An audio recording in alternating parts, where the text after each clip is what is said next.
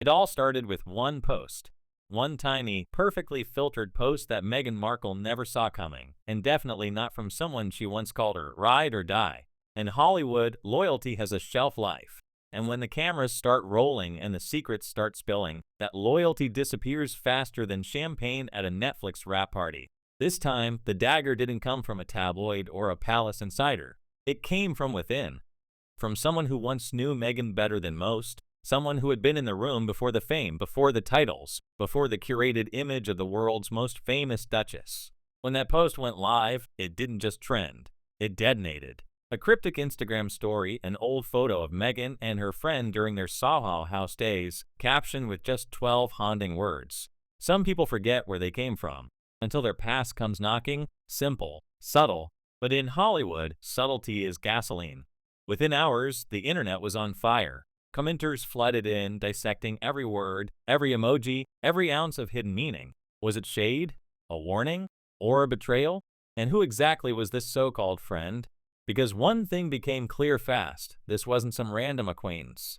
This was someone who had once been part of Meghan's trusted inner circle. Someone who'd seen her before the royal treatment, back when she was hustling for roles, balancing bit parts and blind ambition. Someone who'd heard the early whispers of a plan that would one day make her one of the most talked about women on the planet. And that's what made it sting. According to sources close to the couple, Prince Harry found out about the post before Meghan did. His phone reportedly lit up with messages from publicists and aides warning him about the viral firestorm. One insider described his reaction as volcanic. He stormed into the kitchen of their Montecito mansion, phone in hand, demanding answers. Meghan, they say, was stunned, not angry, not yet, just stunned. Because for her, every move, every friendship, every public moment is part of a bigger chessboard. And the idea that someone she trusted would break formation like this wasn't just personal, it was strategic sabotage. By the next morning, the situation had exploded.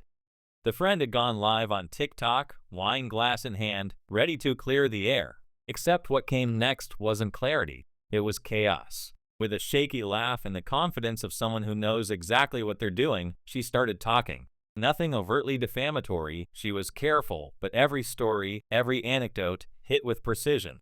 She spoke about Meghan's early Hollywood days, how she'd always been working an angle, how she used to practice princess poses in the mirror years before meeting Harry. The moment she said that, the comment section lost its mind. Then came the real sting. She claimed Meghan rehearsed her Oprah interview, line by line, gesture by gesture, even down to the pauses meant to spark global sympathy. I'm not saying she's fake, the friend teased, but she knows how to turn pain into profit. That clip alone hit 20 million views in under 24 hours. Meghan Exposed started trending worldwide. Inside the Montecito mansion, it was chaos. Harry was furious, not just at the friend, but at Meghan. He reportedly shouted something like, "This is exactly why the family never trusted anyone around you." That line, if true, cut deep. Behind the scenes, Meghan's team went into full crisis mode. Calls were made. Messages were sent. The goal, stop the bleeding before it reached royal proportions. But it was too late. The story had already gone nuclear. And then the media sharks circled. British tabloids, American gossip sites, French magazines, everyone wanted the same thing. The identity of the insider. Who was she, and what else did she know? The whispers got louder when rumors spread that Netflix, yes, that Netflix, had already approached the friend about a documentary. The irony wasn't lost on anyone. The same platform that paid Meghan and Harry millions for their truth was now allegedly interested in someone else's version of it. When Meghan heard, insiders say she snapped. She reportedly stormed out of a meeting, yelling that Netflix was stabbing her in the back. Harry tried to calm her, urging her to stay silent, to let it blow over. But Meghan Markle was never built for silence. She was built for control. By that night, the Montecito mansion had turned into a war room. The blinds drawn. The phones buzzing nonstop. Meghan pacing the floor, reading every post, every comment, every jab. She wasn't just hurt, she was incandescent. Within 48 hours, her team launched what one insider called a code red PR response. Positive stories began popping up, Meghan volunteering, Meghan meditating, Meghan rising above the hate. But the timing was too obvious. The public wasn't buying it. Because this time, the knife came from within. That's what made it different. For years, Meghan's critics came from predictable places, palace aides, distant relatives, anonymous sources. But this was a friend. A face people had seen beside her, laughing, celebrating, supporting. Someone who had no reason to betray her, unless, of course, it wasn't betrayal at all. As one journalist put it, in Hollywood, no friendship ends quietly. It ends with a brand deal. And soon enough, the whispers became confirmations. The friend had signed a deal. Not a quick podcast appearance or a tabloid interview, a full-blown streaming project. A documentary series allegedly about the dark side of fame and friendship. No names mentioned, but everyone knew who it was about. When Netflix dropped a teaser, it sent Meghan spiraling. Just 30 seconds long, a woman's silhouette, a voice saying, "Fame doesn't change you. It reveals who you always were." That was it. No name, no face. But everyone knew. Meghan reportedly called her team in the middle of the night, demanding to stop the release. But legally, she couldn't. "They're humiliating me without saying it," she allegedly fumed. Harry, meanwhile, had reached his limit. Sources close to the couple said he was emotionally drained, exhausted from crisis after crisis. He'd spent years trying to protect Meghan from the press, from the palace, from the world. But now, the threat wasn't out there. It was inside their own circle. Insiders claimed Harry started spending long hours away from home, holding solo meetings about their Netflix obligations. His biggest fear? That the streaming giant would sever ties entirely, cutting off not just their credibility, but their biggest source of income. Meanwhile, Meghan's former friend wasn't done. The documentary was just the beginning. Reports surfaced she'd inked a podcast deal titled The Duchess and the Truth. The first episode? A deep dive into narcissism and celebrity friendships. Subtle, not really. Meghan's PR team scrambled. They leaked cheerful paparazzi photos of her and Harry holding hands at a charity event. They pushed new headlines about her philanthropic work. They even seeded a rumor about her upcoming lifestyle comeback. But the internet wasn't buying any of it. Because for the first time in years, Meghan wasn't controlling the narrative. The narrative was controlling her. Behind closed doors, things got darker. Friends say Meghan broke down, refusing calls, crying for days, replaying every moment of the friendship that now defined her downfall. Doria, her mother, reportedly flew in to check on her.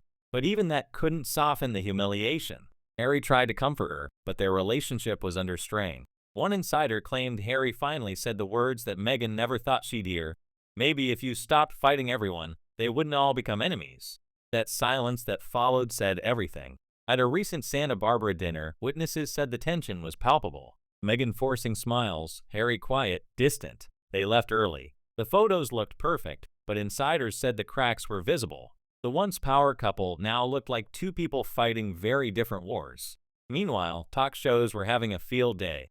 Late-night hosts cracked jokes about the Duchess dethroned by her own bestie. Tabloids dubbed the scandal Markle versus Markle. And every new detail just made it worse. Because this time, it wasn't Meghan's enemies exposing her. It was her reflection. As one commentator said, the friend didn't ruin Meghan. She just handed the world a mirror. And yet, the Hollywood machine doesn't stop. Just weeks later, whispers started swirling about Meghan plotting her own counterattack, a tell-all podcast revival, possibly under a new deal. She wanted her story told her way again. Because for Meghan, losing control of the narrative isn't just bad PR. It's personal annihilation. But the question hanging over Montecito is simple. Has the world already moved on? Because every day, new scandals, new faces, new stars flood the feed. And the Duchess, who once commanded headlines, now finds herself on the sidelines, her name surviving only through controversy. Even those close to her privately admit it. The shine has faded. The sympathy, too. A Hollywood insider put it bluntly. At some point, people stop rooting for your comeback and start betting on your downfall. And maybe that's what scares Meghan the most. Not the betrayal, not the lies, but the silence that follows when the world stops listening. For Harry, that silence feels like freedom. For Meghan, it feels like exile. In the days that followed, paparazzi photos showed Meghan walking alone in Montecito, oversized sunglasses, coffee cup in hand, face unreadable. Her team said she was focusing on her wellness. But to everyone watching, it looked like something else entirely, the quiet before another storm. Because in Hollywood, stories like this never really end. They just evolve. One week, it's a feud. The next, a documentary. Then a redemption arc. The machine keeps spinning. And somewhere in the middle, the real people, the ones who once laughed together, trusted each other, become characters in their own collapse. As of now, the ride-or-die friend remains unnamed publicly, but her influence has already reshaped the royal narrative. Meghan Markle, the woman who once controlled every headline, now finds herself living in one she can't rewrite. And the irony? The friend didn't destroy her.